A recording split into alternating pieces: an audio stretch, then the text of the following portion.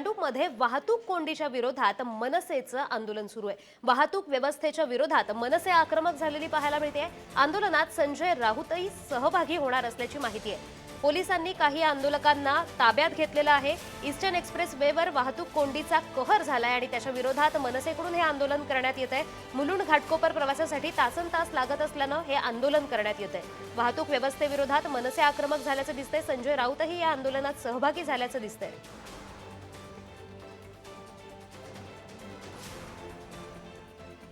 देखील मागच्या 10-15 मिनिटांपासून इथे आंदोलन करतात। आज ईस्टर्न एक्सप्रेस हायवेवरती सुमारे महिनाभर झाला या विकासाच्या नावाने पूर्ण ट्रॅफिक जाम होतं। या ट्रॅफिकमुळे लोकांना प्रचंड त्रास होतो। या ट्रॅफिकमध्ये अडकलेल्या महिला किंवा पुरुष ज्यांना कोणला आजारपण असेल त्यांची सोय काय आहे? 3-3 तास त्या लोकांचे हाल होतात। ते हाल आमच्याकडून बघवले जात नाहीत। त्यासाठी आज महाराष्ट्र नवनिर्माण सेनेतर्फे आम्ही हायवेवरती ट्रॅफिक जाम विरुद्ध या प्रशासनाला जाग येण्यासाठी आम्ही आंदोलन करत आहोत।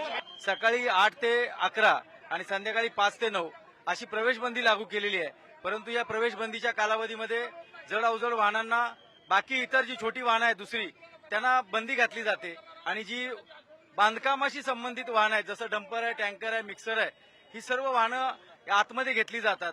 त्याच्या मागे कुठेतरी वाहतूक पोलिसांचं हित दडलेलं आहे आणि त्याच्यामुळेच मुंबईतील सर्व नागरिक त्रस्त आहेत आणि ही वाहतूक कोंडी सुरू आहे। आंदोलन नाही, ही जनजागृती आहे।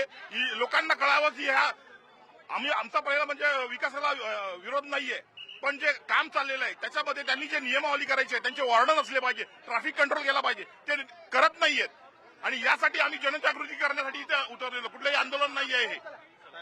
आपण जर पाहिलं तर आता अनेक जे मनसे कार्यकर्ते आहेत त्यांना पोलिसांनी ताब्यात घेतलेलं आहे। मागच्या जवळपास अर्ध्या तासापासून मनसेचं इथे आंदोलन सुरू होतं। स्वतः संजय राऊत देखील या आंदोलनामध्ये 2 मिनिटं काही ते सामील झाले आणि त्यानंतर आता अनेक जे पोलीस आहेत ते अनेक कार्यकर्त्यांना देखील ताब्यात घेत आहेत। कॅमेरा पर्सन जितेंद्र, मी पद्मेश पवार, पुढारी न्यूज साठी मुंबई।